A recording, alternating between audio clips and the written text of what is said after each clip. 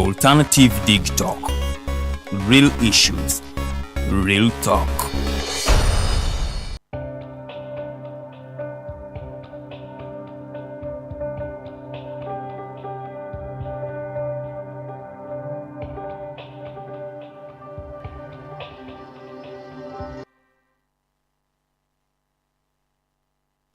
We apologize for what has happened. This is not our fault, by a technical problem. And in our Uganda, the issue of electricity and power, load shedding and the rest, it is the normal now. So we are not surprised and shocked by what happened, but we apologize for what happened and we are back. This is Tekachi once again. I'm Katoto Msime, the host. This is Alternative Uganda, Alternative Digitalk. We stream live on our Facebook pages, Alternative Uganda and Digitalk TV. One more time, I am with Counsel Vuni Ronald in studios, and I will tell him to say one more hello to the people that could have joined right about now. And then we can immediately start our show. You're most welcome once again. Thank you. I think there can never be an apology more than yours. So indeed, we apologize to the viewers all for the technical glitch. Okay. Before we had that technical glitch, we were talking about this, I should say, an order and what is happening in the litigation today in Uganda. And to me, it sounds so funny, but I will ask Counsel to also give his comment and we see what happened. That was in the Chief Magistrate's Court of Makindye. Bitwaba Habat, who was the applicant, and Singuza Aran, the respondent. The issue arose out of the applicant being removed from a WhatsApp group. These common WhatsApp groups of the villages, So he was removed, so he had to apply to court. And the orders, it was ordered that the applicant be added back in the Munyangabo, Buyanja, My Roots WhatsApp group.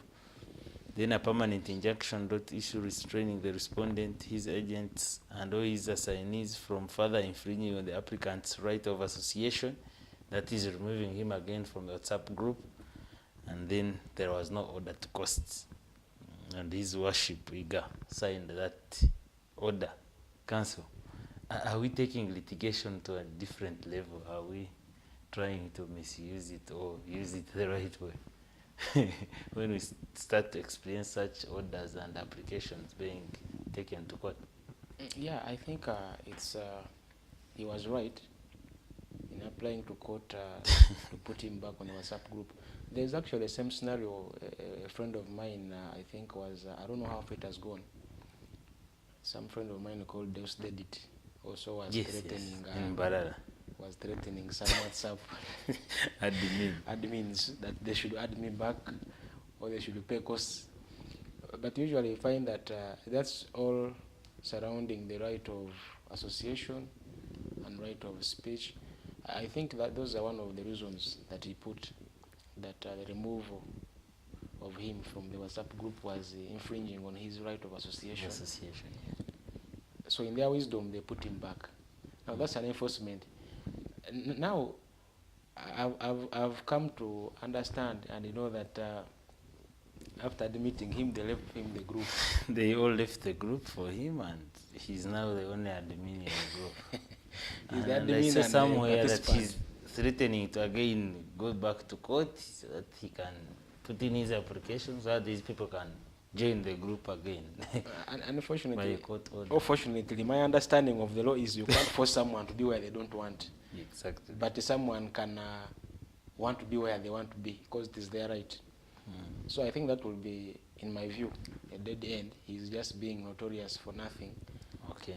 It's just like these border men, you've seen them shifting stages. When the chairman becomes a bit arrogant, they shift to one stage and elect a new chairman. So the other one can't come and impose himself as the chairman in the new what? In the new stage. In the new stage. But be that as it may, it is an interesting decision. Okay. But that's not our topical discussion today. That was just Obita. And we will now proceed to the main topic of today. Counsel Wabagambye, Urwariro to Barabula. so that you get to know what you should expect while dealing in land transactions specifically. This is something so interesting that most of us, the people, the layman, we don't understand some few basics that we should consider while thinking or planning to get involved in land transactions.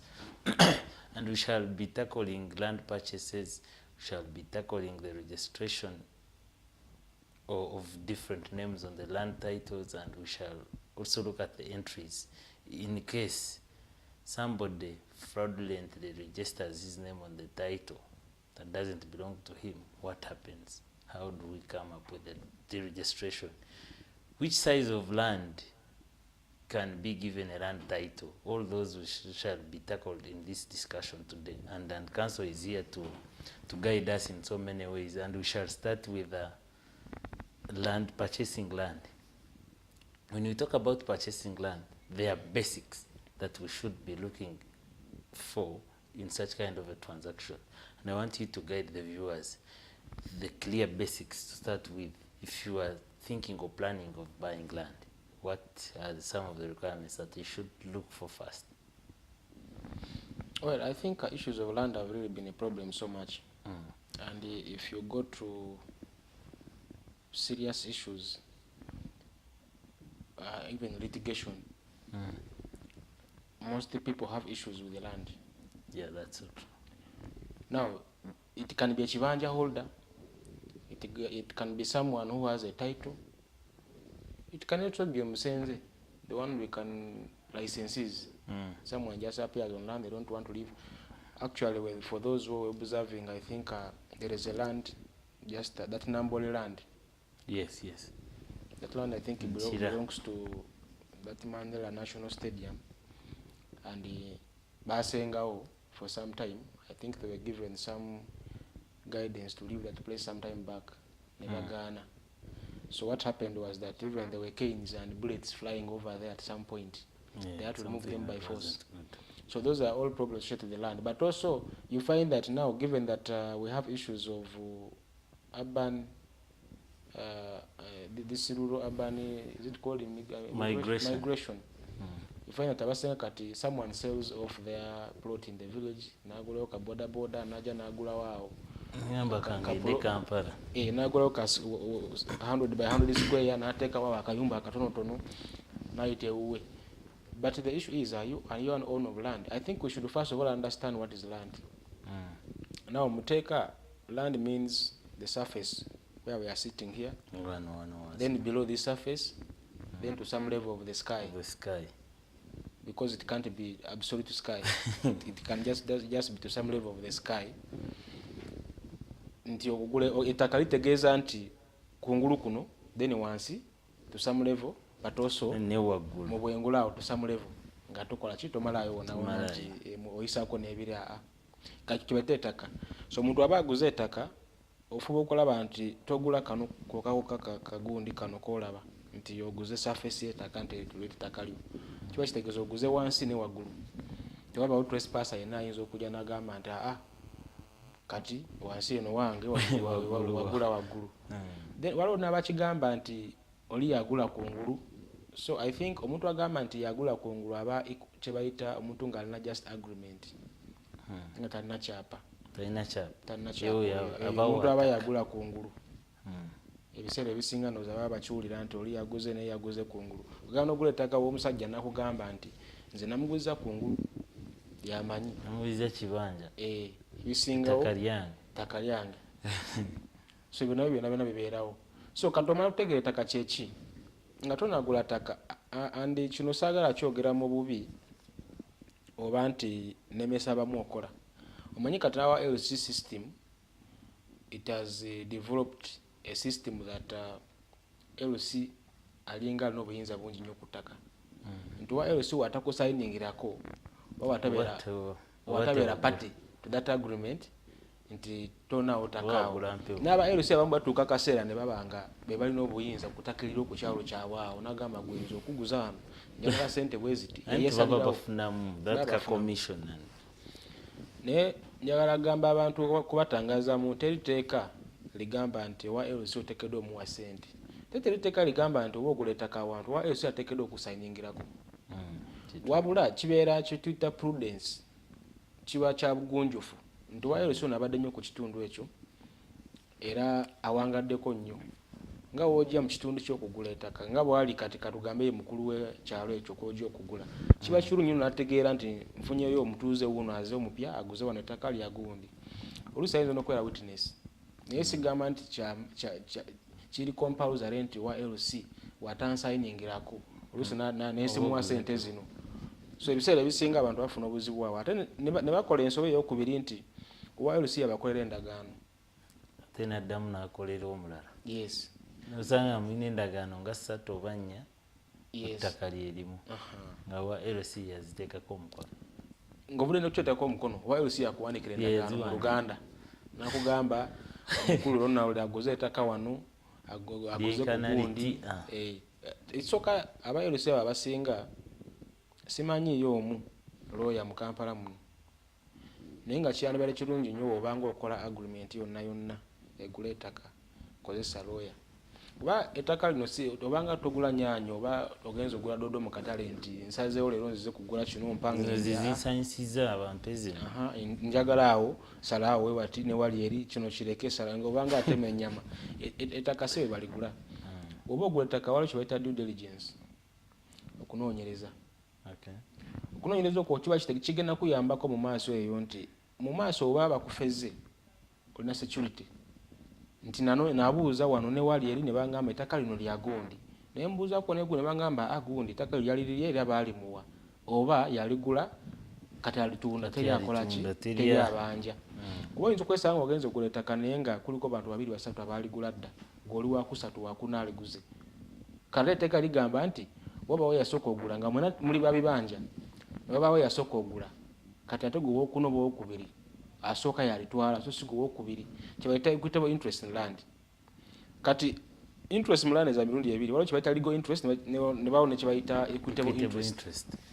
Kati legal interest kitegeeza nti olina ekyapa era otunulira RTA eyo ndowooza mu kawaayiro aka 5 awo kagamba nti omuntu alina ekyapa yalina obuyinza okukomeredde lirye kwega tolina kubuuza.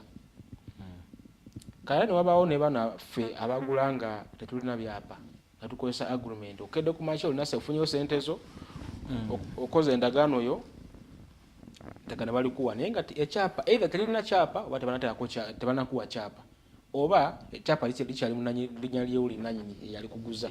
Soka gwofuuka equitable owner oba tolina buyinza bukomeredde oba mune interest nti awo naagula nateekawo sente zange naye so si nti ttaka liba liryo okutuusa nga nannyini akoze eki atransfer ettaka erumanyago. Kati omuntu ng'oyo naye aba yeetaaga abeere ne kibayita sell agreement. Sell agreement eyo ekirungi kyayo nti otwala wa lawyer mubaamu terms and conditions ze balina okuteekamu.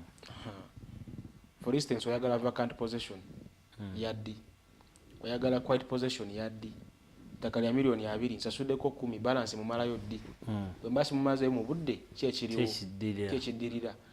In case wabaawo omuntu ajja n'agamba mbu ettaka lino alirwanira oba wabaawo dispute onakuguza mu nnyini n'aliguza omulala omugenda solvingawo ensonga ezo.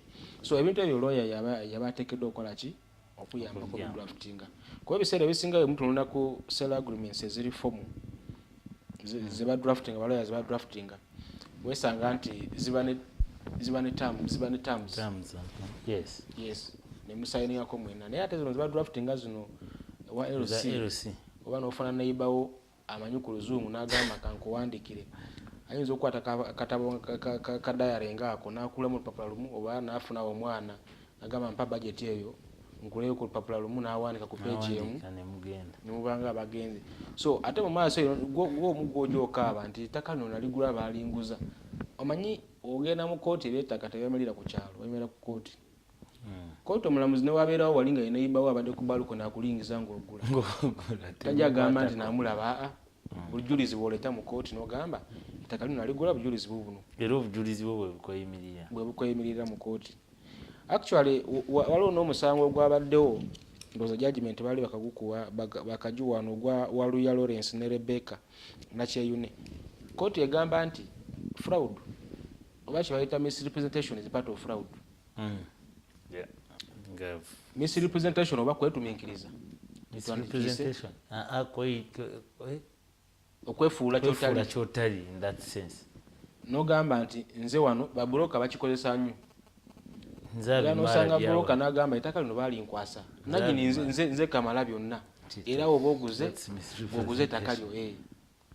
Kati wesanga nti oyo buloka eba bakobaana ne gundi ne nanyini ono ng'ate bakimanyiko nti ettaka eryo kuliko abantu abamu bannanyini abaaligula dda, so yebeera misrepresentation. Ojja kwesanga nti kooti egenda mu maaso n'egamba nti due diligence wakitwanisa okunoonyereza tekikoma ku oli kukwata title ye certificate n'agikuwa n'agamba nti nkuguziza ekyapa kikyo nkikwasiza. Oteekeddwa okugenda obuuza baneiba ettaka ono gundi yaligula ddi, wali kuliko abanja, alina omukyala, abakyala bameka, alina abaana abakuze oba abaana bonna ettaka lino baligula nani, bagula ne mukyala we, baligula nani. So then kwegamba weewonya biri ebijja mu maaso nti wanaaba akaseera katuuse nga bagamba nti oba omukyala we avuddeyo n'agamba nti ettaka lino twaligula ne bba wange. Then buli omu abaliko n'obujulizi balina omukyala alina okugivinga kyebayita consent, okukkiriza okutunda ettaka eryo. So olutunda nga toweebuuza ku mukyala wo nazira nga era eri family land oba matrimonial land, at the end of the day wesanga nti oguze empewo tojja kulitwala. N'ekyokubiri ettaka lyo beera family land kitegeeza nti ettaka nga kuliko nga kwe mujja for instance live ebibabeezaawo nga family musimbyeko amatooke, mulimirako, mwina w'ennyumba we musula, mukolerawo ebintu eby'enjawulo ebibayambako mu bulamu bwa bulijjo. So wesanga nti woba olina abaana abali of majority age, they should also consent. Nibagamba nti ate ettaka likkiriza tulitunde. Kuba ojja kugenda weebuuze gwe mwana nze yakuzaala, tolina ettaka nze yaligula, tolina buyinza. Naye ettaka ligamba nti oyo mwana kasebeera family land, buli wanju oyo ateekeddwa okuba n'obuyinza ku ttaka eryo, kati terikyali liryo, lifuuse lya bonna. So bona balina okuwa obuyinza nti genda mu maaso otunde. So si bino ebyokuvaayo olw'okubanga oyagala agendako wali eri wafunyeeyo omukyalo omulala, kati oyagala pangisayo wali eri otunde wano ogenda oweekooli. So kiba kikyamu. So due diligence egenda beyond okuwa title eyo. Kitwani certificate, duplicate certificate of title. Onogenda maaso noonyereze kusingako. Obuuze ku kyalo. Bw'olibeera lya kyapa, genda ku registry okole search omanye ani aliko. Kuliko encumbrance. Encumbrance kitegeeza nti omuntu yateekako alinako naye abanjako. Alinamu interest ze ng'omuntu mu ttaka eryo. Okugeza banka ebanja wabeerayo mortgage. Yes. Ekyokubiri osanga oli yagula naye agamba nti oba kale nga administrator agamba nti lyaffe naffe tulinako ki nateekako kaviti. So ezo zibeera encumbrances. Otuna ku title ku kyapa waliwo page eri mabega awo eddako awo eraga encumbrances page. So kuba otunulawo n'olaba omuntu yenna alina aliko ki alinako interest yonna yonna kwolaba n'ogamba nti okay omuntu yenna omugonjufu ntunuddeko ndabako kino oba ngenze ku physical ku ground. Actually, due diligence kitegeeza nti ogenda ku gundi registry yokka. Oteekeddwa ogenda ku registry ogende ku gundi. Osangako lumonde buuza waani. Kuliko awo akasiisira buuza kaani. Otakola ekyo nosasula busasuzi nga agula ennyaanya. At the end of the day ogula empewo then oba tolina gw'obanja. Okay, that's so good, Counsel. Olina kyoyogeddeko ku kintu ekiri related to agreements. And recently URA yayisaka yafulumya ka statement ngegamba from I think the beginning of this financial year, if any person enters into an agreement for sale of land, we know registering and there is some amount of money that must be paid. Kati, in this instance we are looking at agreements za mirundi ebiri. Enekoleddwa LC ng'eri mu Uganda nene gye balese wobe wange nengi draftinga nenteekamu all those legal requirements and the legal terms. Kati URA egenda zikwasaganya etya in that sense? If you can advise the viewers. Omanye ebiseera ebisinga oba drafting agreement ate kino nkigamba nnyo abantu ebiseera ebisinga omuntu oba aguze ettaka bagulanga ebaagala kwegamba ogenda gula ettaka la $10,000,000 naye ogenda kulaba nti sente zeweefiiriza lawyer zagenda okusaba ate nyingi nnyo okusinga lyoguzeemu ettaka. Kati webyonooneka oluvannyuma ate ojja lawyer oyagala akole ki ajanjabe embeera ebaddewo. Ekitali kituufu. Kyo kyaliba kituufu nti oba ogenda gula ettaka lya milioni 10, 20, 30, 40 n'okweyongerayo. Manya nti lawyer agenda kunsaba bweziti. Kwegamba okole ebintu mu mateeka weewoonya ekizibu ekinaagwawo. Usually oba drafting agreements ezo tuciting amateeka oba registeringa. Ekisooka ebeera Contracts Act. Kati ekyo kiba kiraga nti agreement ebeera contract assuming nze nguze ettaka ku ggwe. Kati eyo contract ebeera binding between me and you. Tojja kukeera ku makya weegaane mbu gundi gwe tewanguza kubanga already consent yo weeri tamuzi wazikiriza. Ekyokubiri Registration of Documents Act buli document gy'ogenda okuregisteringa eteekeddwa okubeera ku citing etteeka ly'ogenda okuliregisteringa. So ebiseera ebisinga weesanga nti omuntu oba ogenze n'oregisteringa ettaka eryo kiyambako mu bintu nga kimu oba bibiri. Ekisooka kiyamba nti omuntu yenna alina agenda okugula ettaka eryo oba mu maaso oba oyagala kukozesa gundi oba oyagala okuwandiisa agreement oba kugitwala mu kooti ng'obujulizi nti oyagala nti waliwo enkayana wabula twagala katukole ki obujulizi tubuleete ng'eraga nti kiki nti obujulizi naguze ettaka era oleeta agreement toleeta baneiba babaddewo. Of course nabo bajja naye nga agreement yo kooti gyesooka otunulako negamba nti ogamba nti waguze ettaka naye endagaano eriwa ndagaano ettaka waliwo kye bayita fokona rule mu mateeka.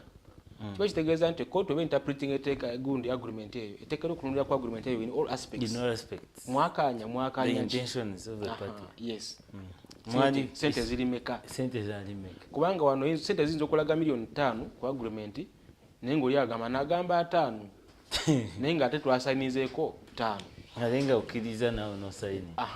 Kati ebigambo those verbal arguments can never come so much into court unless nga wabaawo nti endagaano yali yaleseewo ku gaapu ena egamba nti ojja kukozesaawo ku oro oba nga teriiwo oba nga yabula awo osobola ogamba mukale ka concession naye awatali ekyo weetaga agreement. Then ekyokubiri ebiseera ebisinga bafera nnyo agreements ezo. Omuntu oyinza ogenda n'ogamba nti ettaka njagala gula milioni meka 10 naye oli n'omusigning zendaga milioni 5. So weesanga nti akadde we katuuka oyinza ogamba in case of anything oyinza ogamba nti agreement yino eraga milioni 5 nasasula milioni zange 5 so oli agamba milioni meka 10. So then weesanga nti ne URA ekigiyambako okusoloza emisolo. Woba ogenda ku registeringa ettaka eryo ogenda funa ekyapa waliwo kye bayita stamp duty. Ettaka oba oguze lya milioni 5 osasula 1.5% of that milioni 5 ng'ogisasulira URA. At the end of that day agreement eno yo ekukuuma ekugadinga nti it has become a public document osobola okukozesa mu kooti. Kwata osasula agreement n'ogamba nti tugidrafte nzi tutwale mu kooti eri private naye wogiregisteringa efuka public document. Anyone can go on. So gwe kenyini anyone can go to URSB n'ofuna kopi yayo n'osasula sente n'ofuna kopi yayo n'agikuwa kopi n'ogisoma nawe n'ogitegereza. Kati buli omu asobola okufuna naye ebiseera ebisinga weesanga nti n'abantu abafudde usually omuntu ayinza oba ne family ye naye nga yagula ettaka abantu ate we yagula ebiwandiiko byonna byabula. Kati weesanga nti abantu batandise okwekubira gundi ettaka lino beekuba wali ne wali.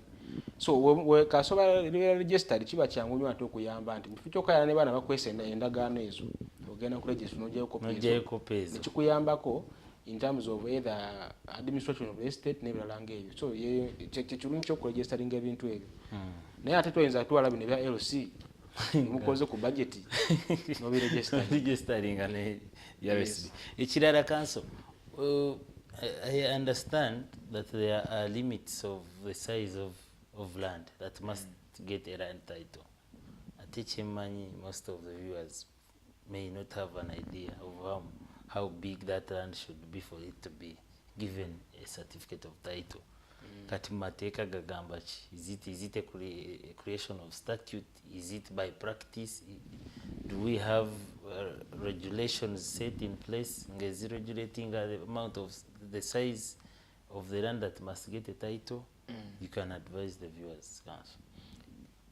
Kati ebiseera ebisinga olusayitinga amateeka no kiyinza obutayamba nnyo abawuliriza naye nga beetaaga basic information ekiri ku ground. kati otunula RTA oba kitwandise registration of titles act erina buwayiro obugamba nti oba ogenda ku registering ettaka obutundu obwetaagisa ebuteekamu oba size ezogerako average wesanga nti kitwandise size wetaaga average kinandise 11 decimals okuregistering 11 decimals eyo kugifunzafunzaamu kuba bitegeera kati bagundi obulungi 15 ettaka saliba oguze ettaka lyo 10 ku 2 10 ku 10 tebayinza kuwa kyapa toyinza kuregisteringa so wetaaga ettaka nga litandikira ku 10 ku 5 okudda waggulu kitegeeza bano banze nagula 3 ku 5 talina kyagenda ofuna oyo aba talina just yegamye bwegamye naye nga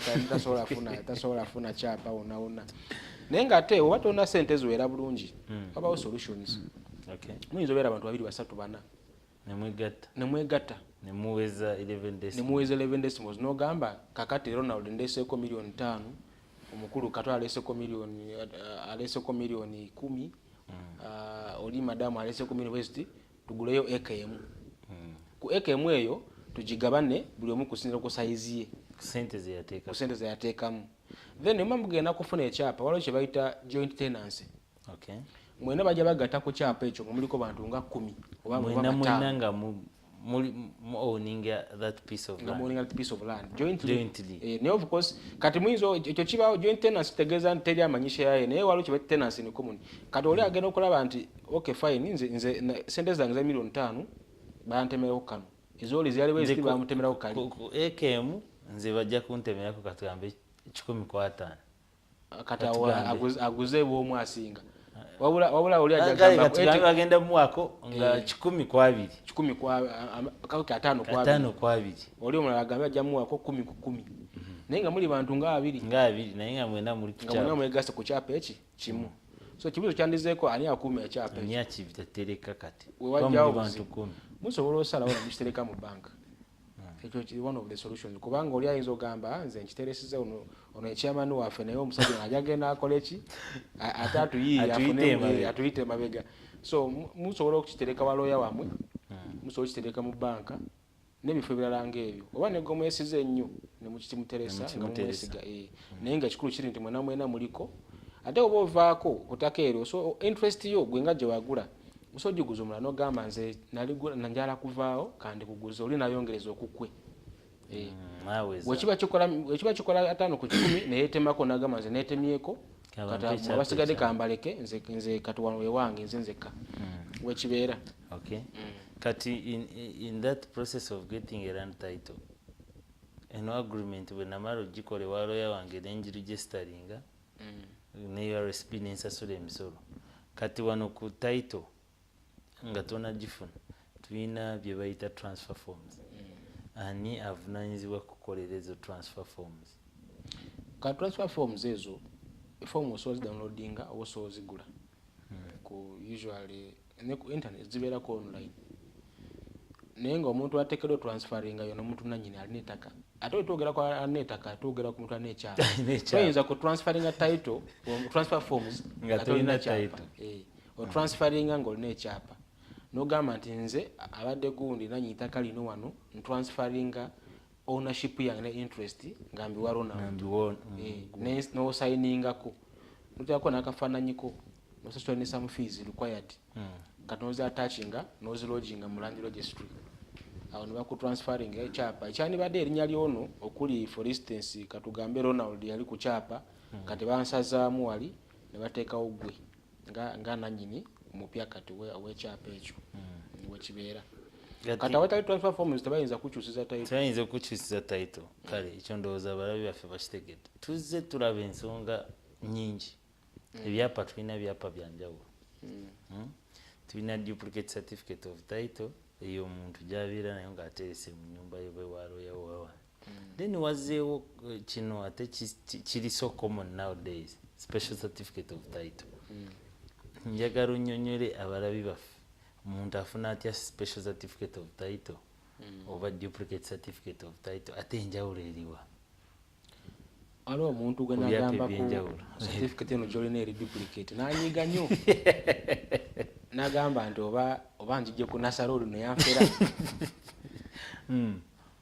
title baba bagikuwa waliwo kye bayita white page ne blue page naye tezibeera white ne blue nga bwe bakiyita that is historical kala gyolina gyerimu oba olina ekyapa omulabi atulaba ng'olinawo kopiyo ya white nga bweri gyolina bagiyita blue page kati white page ebeera ku land commission oba mu offices z'ebyettaka oba bakuwa byapa baprintinga bibiri kyebagenda kuwanga ggwe nekyebasigaza eri mu records kati mu records bakita white page kino kyebakuba bakita blue page muteeka tuliyita duplicate certificate copy of the title kuba bakola copy bbiri ate bo basigaza original okuba bye bakola then gwe gye bakuwa eba duplicate naye nga ate tebeera mu duplicate meaning yayo nti ebeera nti ya kipuli wagifotokopinga ku nasa nedda bakuwa copy bbiri ne bagamba nti eno gye tukuwadde eteeka ligamisa duplicate copy naye nga gye banayo original copy that is one kati wesanga nti anyway that duplicate is your original it is your original kyetwandiise kubanga era mateeka tugiyita duplicate certificate of title yes mateeka tugiyita duplicate certificate of title oba eri ku blue page gyetwayita blue page naye nga tebeera blue nga wona alaba nti kala ya blue nedda so wesanga nti oba kopi eyo girina olusi neebula oba nejja mu muliro ennyumba ekuta omuliro oba emese nezigirya wano ogiyira amazzi nga tekyalabika yes nga tekyali ngeri nga tekyategerekwa bulungi kyebandiise obliterated nga tokyasomako ebiriko awo you can apply osobola okuapplyinga ku land registry ne bakuwa kituyita special certificate of title naye certificate title yo nokuwa ensonga lwaki ogyagala kubanga ebeera special nti eno gyolina ebuze kati weetaagayo endala empya kati bagenda kuwa eyo to distinguish what you have and the one they are going to give you kati bajja kuwa special certificate of title now special ebeera yemu neeno enkadde it's as good as the other one difference is just as special kati ate katugeze eri yabula nga tomanyi gyeri n'otuuka ne bakuwa special ate kati eno special esazaamu eri enkadde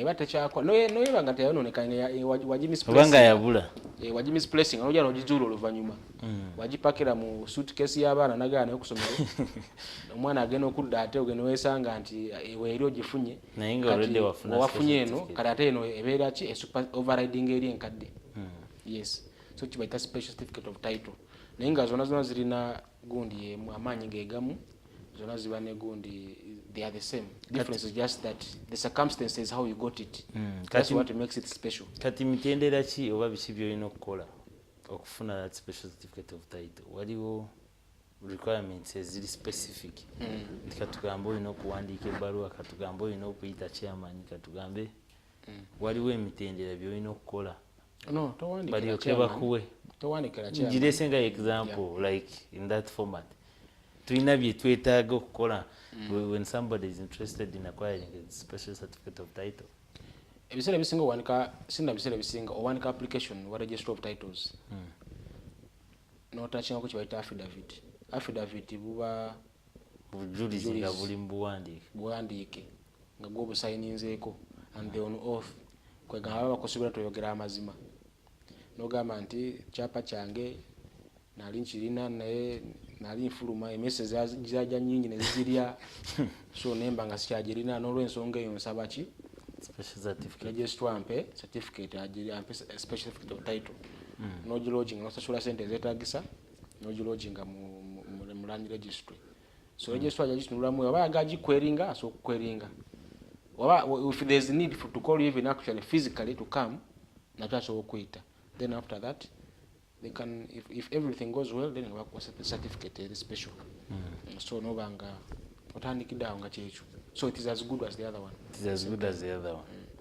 so nakyo tunotegeera nti omuntu ayishinga certificate of title register of titles yeka toyinza wandikira LC1 towetaga recommendation ya LC1 towandikira president towandikira ani owandikira register of titles depending on the circumstances nakuwa endala. Waliwo ekibuuzo ekizze wano naabuuza nga tetunaakweyongerayo on a joint title, who signs transfer forms if one of the title holders sells off his or her interest?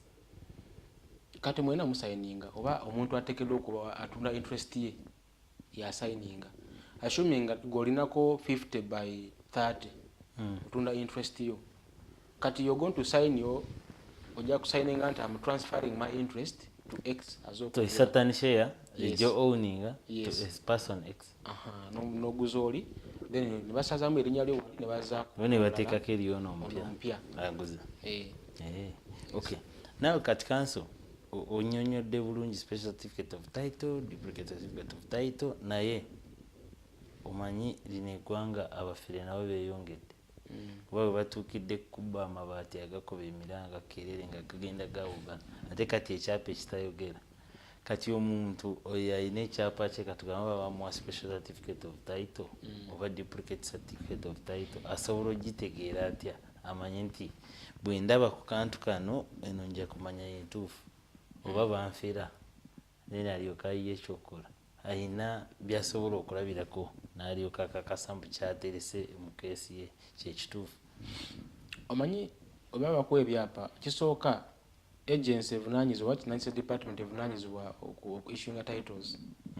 So ogenda it is under the docket of Ministry of Land Commission. Yes. Teri mulala azigaba. Toyinza gamba ngenzewa ewa minisita n'agimpa wa minister of gender oba nti mu state house bagabayo ebyapa nti president ansigningideko bampadde ekyapa nedda. Oba ng'ogenda ku interpreting a title okumanya nti at the end of this title is mine, waliwo kye bayita entries ku title eyo oba ku kyapa ekyo. Ekisooka erinnya liteekeddwa okubeerawo. Nze Ronald Vuni erinnya lyange wali eri, waliwo kye bayita instrument number. Otunula ku kono kuno kw'ekyapa nga okuli amanya gwawo waliwo kye bayita instrument number. Instrument number etegeeza nti olunaku instrument bakuleetingire instrument tutegeeza zino ze bakozesa mu laboratory nti oba test tubes zibeera document numbers. Nti uli aguddewo fayiro wano era ng'asaba title yeno fayiro number gyetuyita instrument number. Then n'ekyokubiri essaawa ze bakuweeddemu ekyapa ekyo. Waliwo ebagaba essaawa 4 ez'ekiro 6 essaawa 1 ez'okumakya 12. Kati teri government za government ezigaba ebyapa essaawa 12 essaawa 1 oba 4. W'otunula ku public standing orders office bonza okugalirawo essaawa 2 ku 11. Ekyapa kirina okuvaayo between essaawa 2 ku 11. Kati bine bw'osanga ku kyapa kyo bakifulumya essaawa 1 ez'ekiro kibeera essaawa 1 ez'ekiro awo otandika okwekengeramu manya nti wabaawo ajja okontestinga yenna ajja kubeera waggulu ajja kuwangula okujjako nga era nti registrar yakikola n'ogamba nti registrar yateekawo essaawa naye kirina nti registrar kifuna essaawa 4 bufere bwennyini. Kati then lastly oteekeddwa okulaba nti basayininzeewo registrar asayiningide. Kati wabaawo ebintu ebimu bimula ku title okwo ne muba nga temubitegeera ebiseera ebisinga erinnya lyo balisazaamu ne red ink. Kati awo kiba kitegeeza ki? Kiba kitegeeza nti is authentic nti bakusazaamu ne bateekawo ono kati bwabuze oli gwe basazaamu registrar ne signature eri nayo bagisazaamu ne red actually ne date yo zonna bazisazaamu red ink. Kati wabeerawo ng'erimu either mu pink oba mu yellow, that's also fraud. So ogisanga ku gundi yo bagisazaamu ne blue pen. Then duke walo ya misingi webuuza akuyambe ogambe ndabyeko kino naye sikitegeera so kunyunyolemu kwawo. Ebiseera ebisinga sente z'ojja spending omanya abantu baspendinga busente obutonotono but it goes beyond even 5 years 10 years 1 year naye obutonotono bwo spending obwo ate bubeera costly kisingako n'ogenda walo ya nosasula lumu n'akuyamba n'akuwa amagezi ag'obukugu. So abantu mbakuutira nti never do things in kyetwandiyise nagalaale oba mu luzungu kye bayita haphazardous. Kwegamba bikola tofaayo ebinaabayo byebyo sifaayo naye bibeera costly nnyo. You see cheap things are very expensive. and expensive things are very cheap. Very cheap. Yes. Okay. So I would really advise people that go for expensive things. It might appear very expensive to you, but it's very cheap. And it's helpful. It's helpful.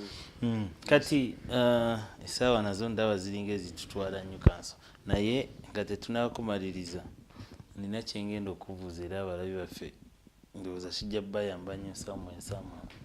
Kati bwe mtuule wake wange ne ndaba byonnyonnyodde ku kyapa kyange katugambe n'ensanga nga waliwo eyayita mu bufere ne bamuteekako ku kyapa, magezi kigooba ompa mba nzizaako ki awo? Kale ekisooka ndowooza obufere bujja mu ngeri nyingi. Olwedde ono yakola bye yakola naye erinnya lye ndiraba ku kyapa. So the first thing you're going to do, of course, Kati, you have to seek for legal redress. Okay. Legal redress olina ogenda mu kooti ofune nga tonaba nagenda mu kooti sooka ofune lawyer. Ojja ne document zo ogambe kino kyapa kyange nakifuna mu bbanga bwe riti nze yamusooka olifuna naye ate musanze yaliko. Ninawo omukulu omu side zeeyo gayazeeyo yali ndowooza yakozesa babroka abamu bano ba property agencies okumufunira ettaka. Kati ne batematema agenda kwesanga nga plots ebbiri eziri ku ttaka lye zirumanya ga property agent. Yalina ekyapa teyamuwa transfer form naye yamusanga erinnya kweriri ku kyapa ng'ekyapa kiraga nti lyoli. So at the end of the day I will no contesting omanyi obeera n'ekyapa naye ng'ogifunye mu bufere ate basobola ogisazaamu ne baliza mumanya go nga ggwe nanyina ettaka eryo. So awo kireri gwe okuprovinga nti obufere bubaddewo butuna bwe buti naye njagala kyapa kino bakisazeemu then kidde mu manya gange. Kooti kaasa kizuula nti bubadde bufere era balisazaamu. Yes. So kyetugamba nti legal interest nti it overrides equitable interest is to some extent. Kasita fraud neyingiramu, you see fraud overrides anything that comes before court. And the court cannot give a blind eye to an illegality. So court will always cancel that. Yes. Iteekawo ogundo obutakanya. Era abantu mbakuutira nti omanyi kati because of political issues and so on abantu bagenda baluzinga interest mu mateeka nti abalamuzi. I was listening somewhere bagamba people have lost interest in the judiciary, the police, but you only lose that interest when you don't have a problem which is legal. The moment you get a legal problem, when you get a problem that needs a legal mind and legal redress. Because I've even seen people argue that we don't go to issues of law, let's God. But I've even encountered the pastors who come over legal issues. So let us give a benefit of doubt to the legal agencies. Use lawyers. Don't take things for granted. Granted things are so costly and very expensive usually. Yes. Abokubizinga busi deko webale kulaba yagamba bali mu federal system naye yafesi ya federal mu Uganda wana. Naye kansonja kugamba ofuneyo ka package ak'obugambo obusimbo ero sibula abatula byolunaku lwaleero. Abatula mwena kisooka nayanza nnyo okunkyaza wano. Ekyokubiri nti ebiseera ebisinga abantu baffe abasinga tebategeeranyo ebintu bino eby'ettaka ne bu technicalities obujjaawo. Ate balina perception negamba nti balooya bali so expensive, ogendayo looya agenda kukyajinga ssente nnyingi. Kuba ne balooya nabo bantu. Kisooka ffenna tuli mu ggwanga lyerimu, tufeesinga bizibu bya bimu, so tewali kikwawula ku bali nti tolina bizibu nti oba ssente ojja kyajinga, tomanyi embeera y'oli nti ye tazirina nti omukyajinga ennyo aa. Naye omuntu ebiseera ebisinga kisinziira ku ntuukiriro, omuntu ngeri gy'otuukiramu balooya. Kasita omugamba amazima. Sina ssente n'ekizibu ky'amaanyi. Sometimes waliwo kye bayita pro bono services. Yes. Obwereere lawyer ayinza okurepresentinga obwereere. Misango gye ku bwereere. Ekitegeera. Naye katubituuka mu bya court fees biki ebyo. At the end of that day olina okusasula. So lawyer tayinza kukyajinga. So just kye mbagamba abantu nti ebiseera ebisinga mu kwesa nnyo balawyer, don't do things in a very nagalale way. Do things in a very organized way. In the straight way. So that muleme okubeera okufuna obuzibu mu maaso eyo. Kuba ettaka ly'oguze leero gw'oyinza obutabaawo naye ate olina abaana, olina abakyala. Onaavaawo abaana banakalinga on how. So that's why sometimes kiba kirungi nnyo ne weebuuza ku lawyer ebiseera ebisinga nga tonakola bintu ebyo bimu. then nobeera nga at least you are safer in the future aspects. Mbeebaziza nnyo bannaye. Tweyanziza nnyo Counsel, weebale kutwakaddeko, weebale kuleeta ebigambo ebirina kye byongera ku bantu abatulabye.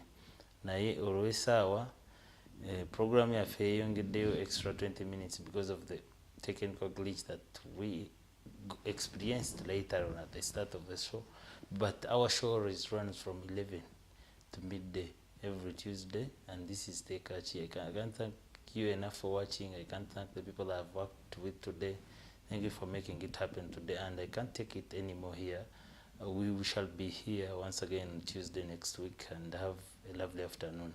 God bless one and bless you.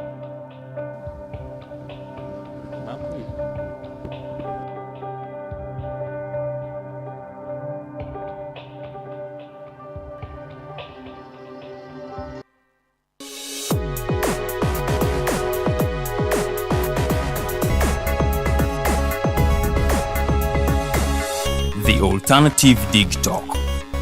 Real issues, real talk.